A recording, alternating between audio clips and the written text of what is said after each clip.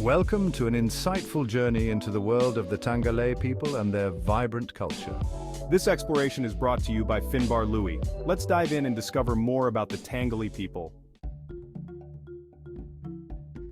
The Tangale people are an ethnic group predominantly found in Kaltungo, Shongom, Biliri and Ako local government areas in Gombe State in the northeastern part of Nigeria, with smaller populations in Bauchi and Taraba states. They are part of the larger Kadik-speaking ethnic groups that are spread across West Africa. The Tangale people have a rich history that dates back several centuries. According to oral tradition, the Tangale people originally migrated from the Borno Empire in the northeast of present-day Nigeria. They settled in the mountainous region of what is now known as Tangale land, where they developed their unique culture and way of life. The Tangale people are known for their unique language, which belongs to the Niger-Congo language family. At the beginning of the 19th century, the 10 Tangale clans were already established here, with 7 villages in the Biliri Hills and another 3 some 15 kilometers further east, around Kaltungo. Linguistically, there are dialectal differences or variation between Tangale East, Kaltungo, Shongom and Ture, and Tangale West, Biliri, Kalmai, Bore, Banganje, Tanglang, Tal and Todi. Tangale language has 4 main dialects, which are Kaltungo dialect, Biliri dialect, Ture dialect, and Shongom dialect. Along the line, the Tangale people developed a system of governance based on clan and village leadership, and they established a strong tradition of farming, particularly of crops such as millet sorghum beans, seeds, maize, rice, soybeans, among others. They also engage in trade and crafts, including weaving, pottery, and blacksmithing. They developed a rich tradition of music, dance, and art, which is still celebrated today. In pre-colonial times, each village used to have a kind of leader called Mai. This title had been adopted from Kanuri language, in which it meant chief or king. In Tangale land, however, the Mais of Biliri or Kaltungo had not been rulers who could expect obedience. None of them had control over neighboring settlements, and even within their own village, they did not rule. The Maye was rather a spokesman representing his community and its dealings with outsiders. Occasionally, he was asked to settle village disputes, but he could only do so together with a council of elders, who controlled him. As the Tangale were a conglomeration of different peoples crammed together in densely populated villages with no central authority, it was difficult to overcome internal disputes. One way of uniting the various sections was to engage in warfare against neighboring villages or, as a substitute, to organize large-scale hunts to kill buffaloes, elephants, or leopards. Other means of creating common bonds were less bloody. People could join in religious ceremonies or they could exchange women in marriage. Giving away one's daughters to members of other clans or lineages was the most important means of forging alliances with them, though the bonds created between in-laws appear to have been fragile, fraught with rivalry and distrust. Over the years, the hospitality of the Tangale people have made them interact with various neighboring ethnic groups, including the Fulani, Hausa, Kanuri, Igbo, Yoruba, Jukun, and other minor tribes around them. This has led to the assimilation of some of their customs and traditions, while at the same time, the Tangale people have also influenced the cultures of their neighbors. Although these latter mentioned tribes gradually adopted the Tangale language and culture, despite that, they could still remember their distinct origins, which set them apart from other sections in their village. During the colonial era, the Tangale people came under the control of the British, who established a system of indirect rule through local chiefs.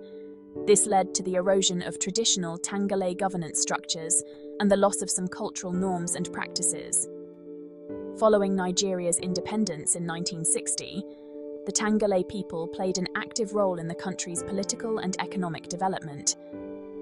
However, they also faced challenges, including conflicts with neighboring ethnic groups and the impact of modernization on their traditional way of life. Traditional Tangale architecture is characterized by the use of locally sourced materials such as mud thatch and wood. The houses are typically built in a circular or rectangular shape, with a central courtyard for social gatherings. Tangale art is also unique, featuring intricate wood carvings, pottery and textiles. Music and dance are an integral part of Tangale culture. The traditional dances like Kolmamu, Palammamu and Romo are known for their rhythmic movements and colorful costumes. The dances are formed in a circle. When men and women dance together, separate rings are made by each, one within the other.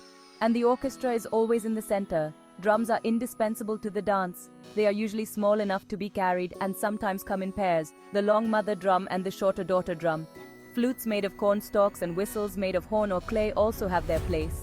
Most dances are of a religious nature, although some are held purely for pleasure, while some of the dances are to celebrate a deceased elder.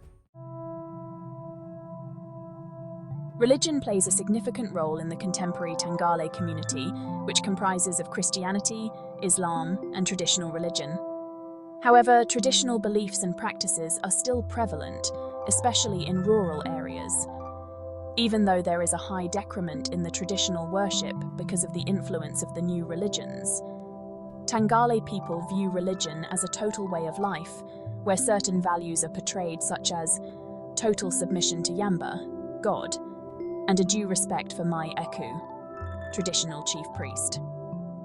One cannot think of the Tangale people independent of their religion, as religion is part and parcel of them. Like the Athenians again, the Tangale people are very religious, and the religion in some form is connected with their farming, their hunting, their sickness, their families, in fact, everything. The traditional Tangale religious life is centered around 2 annual festivals, which gave them ample opportunity for feasting and dancing. All clans joined in this cycle of religious activities, but they did not celebrate together. Each community set its own dates for performing the Eku and Tangra rituals, and even within a village, the inhabitants did not come together for a common ceremony.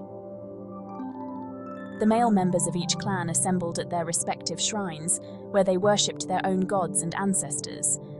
Besides Yamba, in Tangale traditional religion, TTR, there exist a multitude of spirits, deities, and other invisible forces, but they did not form the sort of well-ordered cosmos or pantheon of gods that is known from Greek mythology. The main reason for this lack of mythological formation among the Tangale is that religion was not a public affair. When the elders of a clan or the adult males of a family came together for important rituals, they excluded all those who were not members of their group. This secretive attitude is quite understandable, for the spiritual beings worshipped at a shrine or a sacred clan tree were the source of one's power. Without their help, one had no chance to resist the attacks of one's enemies, who also took care to fight with occult forces on their side. In a society as deeply divided as the Tangale, gods were always allied with groups of people, supporting them in times of war and peace. Since the 1940s, the Tangale have left their hill fortresses and settled in villages in the surrounding lowlands. This resettlement scheme was initiated by the colonial authorities, who urged the native population to make use of the vacant land around them, before immigrants from faraway ethnic groups came and took possession of the fertile plains. Since then, the old settlements and their terraces have fallen apart, though the sacred shrines have been preserved, and elders of each clan still climb up to them during religious festivals to communicate with their ancestors. Today, the Tangale people continue to maintain their rich cultural identity, norms and traditions, including their music, dance and art. They have also made significant contributions to Nigeria in various fields, including politics, education, music, business and more.